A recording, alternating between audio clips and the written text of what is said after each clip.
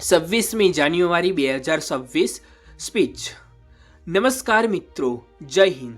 આજે ભારતની આબોહવામાં એક અલગ જ ખુશ્બુ છે, આઝાદીની ખુશ્બુ, લોકશાહીની ખુશ્બુ। આજે આપણો 77મો પ્રજાસત્તાક દિવસ છે। કાશ્મીરથી કન્યાકુમારી અને ગુજરાતથી અરુણાચલ સુધી આજે માત્ર એક જ રંગ દેખાય છે અને એ છે તિરંગાનો રંગ। પણ મિત્રો, ક્યારે વિચાર્યું છે કે આપણે 26મી જાન્યુઆરીએ જ કેમ આ પર્વ મનાવીએ છીએ? 15મી ઓગસ્ટે તો આઝાદી મળી ગઈ હતી, તો પછી આ દિવસની શું જરૂર હતી? આજે આ વિડીયોમાં આપણે વાત કરીશું એક એવા દસ્તાવેજની જેને ભારતને ભારત બનાવ્યું છે, અને વાત કરીશું તમારી અને મારી આ દેશના ભવિષ્યની।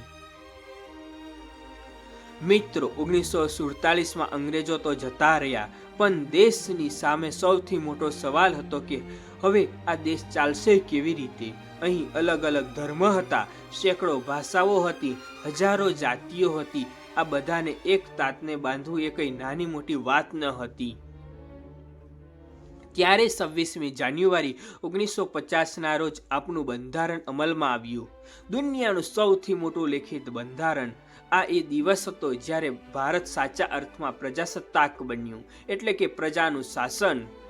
આજે આપણે જે પણ છીએ, આપણે ગમે તે બોલી શકીએ છીએ, ગમે ત્યાં ફરી શકીએ છીએ, અને આપણા નેતા આપણે જાતે પસંદ કરી શકીએ છીએ। આ બધી જ શક્તિ આપણને આજના દિવસે મળી હતી, લાખો ક્રાંતિકારીઓના બલિદાન અને બંધારણના ઘડવૈયાઓની મહેનતનું પરિણામ છે આજનો આ દિવસ। આજે 2026માં જ્યારે આપણે ઊભા છીએ ત્યારે ભારત બદલાઈ ગયું છે। આજે આપણે ચંદ્રના દક્ષિણ ધ્રુવ પર પહોંચી ગયા છીએ। આપણી અર્થવ્યવસ્થા દુનિયાની ટોચની અર્થવ્યવસ્થાઓને ટક્કર આપી રહી છે। ડિજિટલ ઇન્ડિયા હોય કે સ્ટાર્ટઅપ કલ્ચર, ભારતનો યુવાન આજે દુનિયાને રસ્તો બતાવી રહ્યો છે। આપણે હવે એ ભારત નથી જે મદદ માંગતું હતું, આપણે એ ભારત છીએ જે દુનિયાને વેક્સિન અને ટેકનોલોજીની મદદ પૂરી પાડે છે। આ છે મારું અને તમારું નવું ભારત। પરંતુ મિત્રો, શું આપણું કામ પૂરું થઈ ગયું? દેશભક્તિ એટલે શું? શું વર્ષમાં 2 વાર તિરંગો સાથે સેલ્ફી લેવી એટલે દેશભક્તિ? ના, સાચી દેશભક્તિ બોર્ડર પર લડતા સૈનિકોમાં તો છે જ, પણ સાચી દેશભક્તિ તમારામાં પણ છે। જ્યારે તમે ટ્રાફિકના નિયમ પાડો છો ત્યારે તમે દેશભક્ત છો। જ્યારે તમે કચરો રસ્તા પર નથી ફેંકતા ત્યારે તમે દેશભક્ત છો। જ્યારે તમે લાંચ નથી આપતા અને નથી લેતા ત્યારે તમે દેશભક્ત છો। બંધારણે આપણને હકો આપ્યા છે, પણ સાથે ફરજો પણ આપી છે। આપણે હકો માટે લડીએ છીએ, પણ શું ફરજો નિભાવીએ છીએ? આજે આપણે સંકલ્પ લેવાનો દિવસ છે। જો આપણે ભારતને વિશ્વગુરુ બનાવવું હોય તો તેની શરૂઆત પોતાનાથી જ કરવી પડશે, પોતે જ સુધરવું પડશે, તો દેશ આપોઆપ સુધરી જશે।